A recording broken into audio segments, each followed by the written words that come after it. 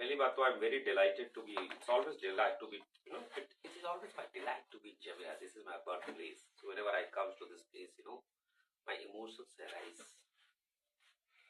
तो बात करते हैं इसलिए सेशंस क्या है, sharing my learnings with you all. So just a disclaimer, it is my learning which I have learned over a period of time. I could be wrong, right, गलत सही, इस चक्कर में नहीं पढ़ना है। आपको अच्छा लगे तो इसको अडॉप्ट करना है, ना अच्छा लगे तो नहीं अडॉप्ट करना है। Always be critical of it, अच्छा लगे तो अडॉप्ट करना है। अब एक प्रेजेंटेशन मैंने 2016 में दिया था, तो उसका मेरे पास लकली पड़ा हुआ था पुराना वाला। So I thought to share with you कि 2016 में क्या था मेरा व्यू और आज क्या हुआ है। सो इसमें मैंने आप लोगों को एक होमवर्क भी दिया है, आई थिंक आप लोगों ने करके लाया होगा, आई एम श्योर, कि आज की डेट में आपने मेरे में चेंजेस क्या देखे हैं। So this presentation I did in 2016, 8/24/2016. So I think August में I gave this presentation somewhere, I don't know the exact place, and this is what 2025. So how do you see me? So आज की date में मेरा आप लोग जब presentation बनाएंगे तो इसकी इसी के ढांचे पे बनाना है आपको। अगर आपने पढ़ा होगा बनाया होगा ठीक है, नहीं तो नेक्स्ट टाइम बना के लेके आना है कि आज की डेट में इसमें कितना इवॉल्व हुआ है। राइट, शुरू करें। अच्छा, शुरू करने से पहले ये थर्ड सीरीज है, राइट, सीरीज की शेयरिंग माय लर्निंग। तो गोपाल जी बताएंगे कि पहली सीरीज क्या थी? पहला प्रेजेंटेशन शेयरिंग माय लर्निंग्स में पहला मैंने क्या दिया था?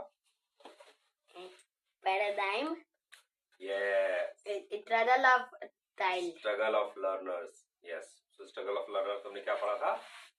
Paradigm, mindset, unlearn, relearn. Very nice. Paradigm, mindset, paradigm, और क्या था? अनलर्न, फिर रीलर्न, जिस तरह का ही था ना। Very nice. Second money meaning myself. हां, very nice. Gopal sir, review reflect और जीरो था, रिव्यू रिफ्लेक्ट वो तो मॉड्यूल का था, just not in this session, वो अलग से। Money meaning myself, basically this is like any. हां, तो दूसरा प्रेजेंटेशन था money meaning and myself. इसमें और उस वाले में क्या है, तो मॉड्यूल का प्रेजेंटेशन है, ये है शेयरिंग आवर लर्निंग, ठीक है। It's more personal and that is more institutional, ठीक है। तो शुरू करें सर जी। नाम मेरा जानते ही है, जमीरा मेरी पैदाइशी है, लकीली मैं यहीं का हूँ, और ये मैंने प्रेजेंटेशन दिया था, इसमें बेसिकली मैंने अपने बारे में बात की थी। तो जो राम नारायण है, इनका विजन क्या है? Everybody be happy and healthy. Basically ये सर्वे भवन्तु सुखिनः सर्वे सन्तु निरामया से ही एक संस्कृत का श्लोक बड़ा अच्छा है, तो वहां से ही लिया गया था। इसके पीछे कॉन्सेप्ट वही है, वसुधैव कुटुंबकम, सर्वे भवन्तु सुखिनः सर्वे सन्तु निरामया, the whole world is one family. अब भाई ठीक है, विजन है कि सब खुशी हो, सब स्वस्थ हो, तो विजन है हजारों सालों में, और जब तक दुनिया चलेगी उद्देश्य से मतलब विजन रहेगा, आइडियल स्टेज में ये चीज होनी चाहिए। इसके पीछे विचार है कि पूरा संसार एक परिवार है, तो करें तो क्या करें? If we are living in this world then what we are suppose to do. तो बेसिकली राम नारायण जी का था कि उस समय उन्होंने एक फोकस किया था कि विल कीप वर्किंग ऑन स्वरोजगार, सेल्फ एम्प्लॉयमेंट, एंटरप्रेन्योरशिप, शिक्षा एंड स्वास्थ्य। So in 3 lines he has decided, means I had decided to work on स्वरोजगार, खुद का अपना रोजगार, और दूसरा एजुकेशन, तीसरा हेल्थ पे काम करना। स्वरोजगार, शिक्षा एंड स्वास्थ्य। जो मेरी पर्सनल लाइफ है उसको मैंने 3 पार्ट में डिवाइड किया था, स्पिरिचुअल, फैमिली एंड मेटरियलिस्टिक। स्पिरिचुअल मतलब आध्यात्मिक, दूसरा परिवार, बड़ा एक एम्बिगुअस वर्ड। जब अगर मैं यहाँ बोल रहा हूँ तो whole world is one family, but whole world family में तो अपने बीवी बच्चे, माँ बाप, घर के लोग, बाहर के लोग, समाज के लोग, देश के लोग, संसार के लोग, तो कैसे उनमें बैलेंस करें, इसलिए फैमिली को थोड़ा और डिटेल में मैंने डिफाइन किया। और मेटरियलिस्टिक, जो भौतिक चीज है, मेटरियलिस्टिक बेसिकली जो भी भौतिक चीज है मेटरियलिस्टिक में आएगी। तो अपनी जिंदगी को 3 पार्ट में, आध्यात्मिक और परिवार और मेटरियलिस्टिक, ध्यान रखना है सारी चीजें अपनी जिंदगी में क्लैरिटी लाने के लिए I had done it. There is no rocket science, there is no set rules, it is just that I wanted to bring clarity in my life and that is why I have done it. अब ठीक है, spiritual बना लिया मैंने, 3 part में divide कर लिया, तो वे 3 पार्ट कैसे अचीव होंगे? तो स्पिरिचुअलिटी के लिए मैंने उस समय कहा था self exploration, who am I, who am I, who am I, review reflection, who am I, self experience. बाहर कोई पंडित जी, बाहर गुरु जी कोई भी कुछ भी कहेंगे, बात सुनी, सबकी सुनेंगे, सबको रेस्पेक्ट देंगे, बट अगर वो खुद का एक्सपीरियंस नहीं होता है तो उसको नहीं मानेंगे। प्रयास करेंगे, but till I get that experience I am not going to say yes I respect, I have faith, but I want to experience myself. Self experiencing, yoga, meditation and Vipassana मैंने किया, मेडिटेशन पे भी अभी कर ही रहा हूँ, योगा कर रहा हूँ। सेल्फ एक्सपीरियंसिंग तो स्पिरिचुअल में मेरा इच्छा था कि कैसे अचीव करेंगे स्पिरिचुअलिटी में, तो ये सब चीजें मैंने की और काफी मुझे बेनिफिट हुआ।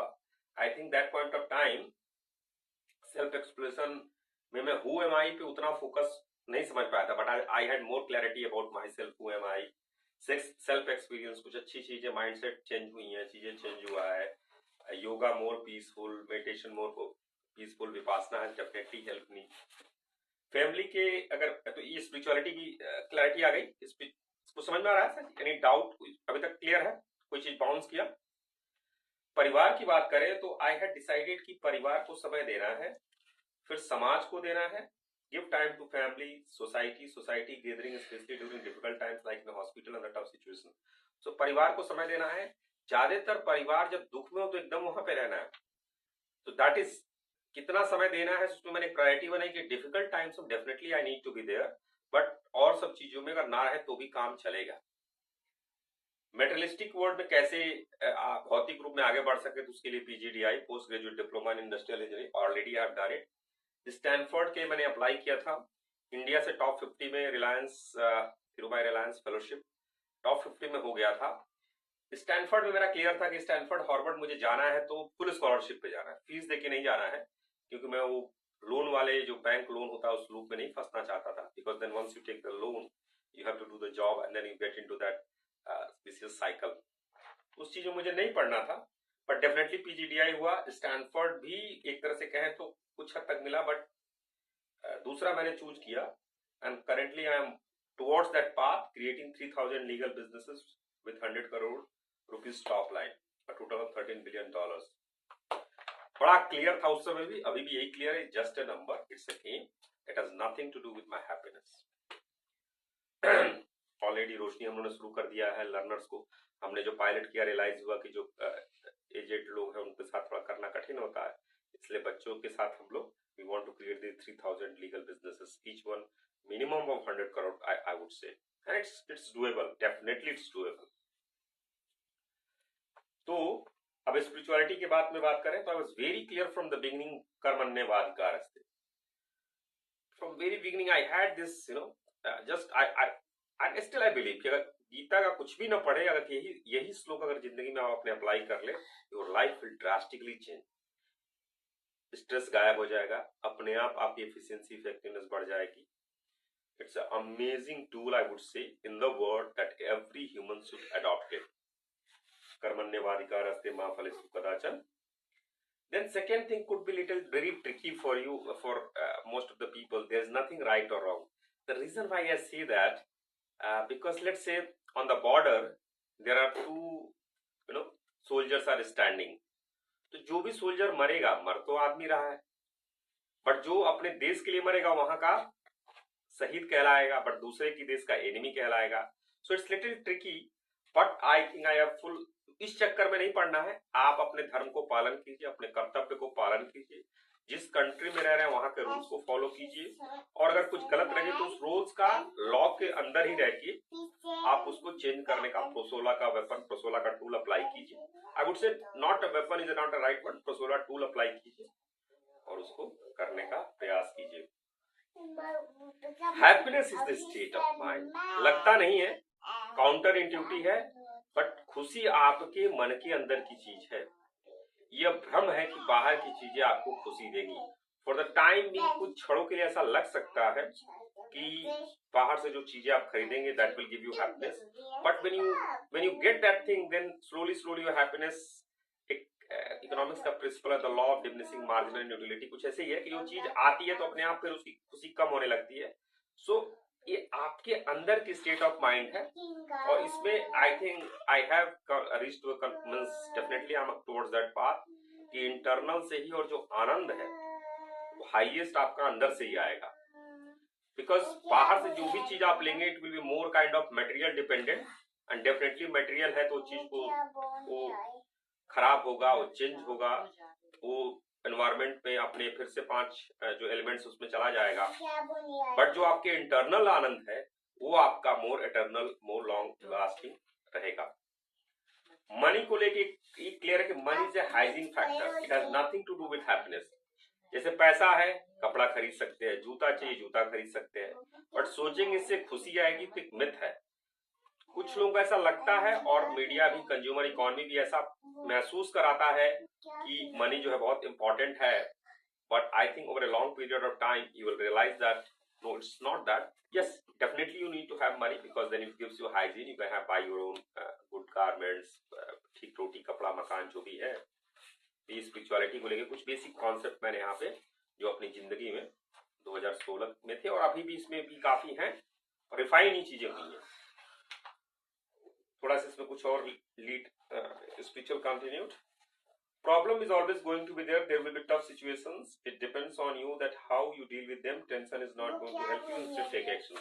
So I think you can say that Prasola has come out of this. Problem तो होगी ही होगी।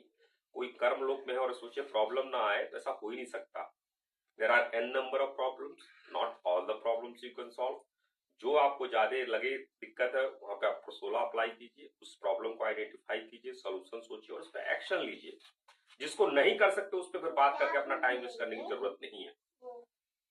और गीता का आप कर्मण्येवाधिकारस्ते अगर अप्लाई करेंगे अपनी जिंदगी में, टेंशन आएगा ही नहीं। Everything is maya, nothing is real, so no need to worry, just play your role dharma. उस समय भी मुझे एक थोड़ा बहुत आइडिया मिल गया था, but now the conviction has become more confident. ब्रह्म सत्य जगत मिथ्या जीवो ब्रह्म नापरा, ब्राह्मण ही सत्य है और जो ये है माया है। So reality जो है ब्राह्मण है, and then you are that reality. We need to experience it, and it should be our own experience, not that somebody is telling us. उपनिषद, वेदांता, अद्वैत वेदांता, हमारे विवेकानंद जी, इन्होंने बहुत ही स्ट्रक्चर्ड वे में चीजों को समझाया है, so that we can reach to that conclusion by experiencing ourselves. अभी तक चल रहा है ना? ठीक समझ में आ रहा है ना madam? You are not doing anything, you are just a medium, so never have ego or ahankar that you are doing, creating, you are just a medium. ये थोड़ा सा अजीब लगेगा बट इट्स ट्रू। एक टाइम के बाद समझ में चीजें आने लगती, अकर्ता अभोक्ता। परिवार को लेके ब्रॉड कॉन्सेप्ट तो यही है कि वसुधैव कुटुंबकम, पूरा संसार एक परिवार है, लेकिन उसमें भी प्रायोरिटीज को क्लियर रखिए।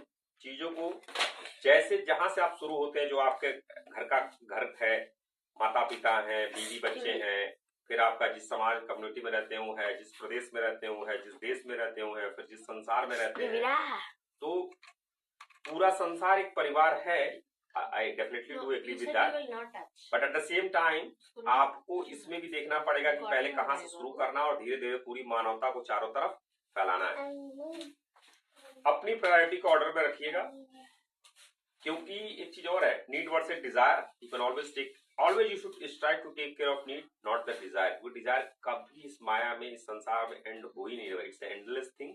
जस्ट टू क्लैरिफाई, जैसे एग्जांपल देके आई लाइक टू क्लैरिफाई, जैसे बच्चे को शिक्षा देना एक नीड है, और डिजायर क्या है कि बच्चे को 7 स्टार होटल की जहाँ फैसिलिटी है वैसी जगह शिक्षा देना, बच्चे की बेसिक दवा, जो अच्छी दवा जो मिल सके वो देना, और नहीं कि हम जो सबसे महंगा हॉस्पिटल है वही कराएंगे, या फिर सिंपल ठीक ठाक जूता जो काम दे दे, या फिर नहीं जूता हम वही खरीदेंगे जो ब्रांडेड, जो एकदम जो हमारे बड़े स्पोर्ट्समैन पहनते हैं।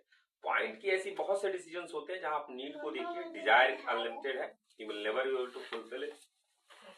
Take care of need, you can never fulfil desire. ना किसी ने कोई फुलफिल कर पाया है और ना कर पाएगा, क्योंकि माया का बाय डिफॉल्ट यही है कि desire is unlimited, and desire ही आपका ऐसा चीज है जिसको आप उस माया के ट्रैप में आपको फंसाता है। तो ये भी कुछ कॉन्सेप्ट्स हैं फैमिली को लेके। मेटलिस्टिक को अपने को उस समय क्लैरिटी देने के 2 पार्ट में मैंने, जो मेटलिस्टिक का मेरा गोल था, एक तो लाइफ में मीनिंग सिग्निफिकेंस, तो मुझे था कि सिग्निफिकेंस भी क्रिएट करना है। उसके लिए मैंने चूज किया ईस्टर्न यूपी, यहाँ का हूँ। और एक ईस्टर्न यूपी का डेमोग्राफी देखेंगे तो यू कैन सी कि बहुत गरीब पर कैपिटा इनकम के हिसाब से पॉवर्टी यहाँ बहुत है। और अगर यहाँ पे मॉडल हम लोग सक्सेसफुल हो जाता है तो इंडिया और फिर इंडिया पूरे वर्ल्ड में इस मॉडल को ले जा सकते हैं। We are ready to share our knowledge with anyone from all over the world.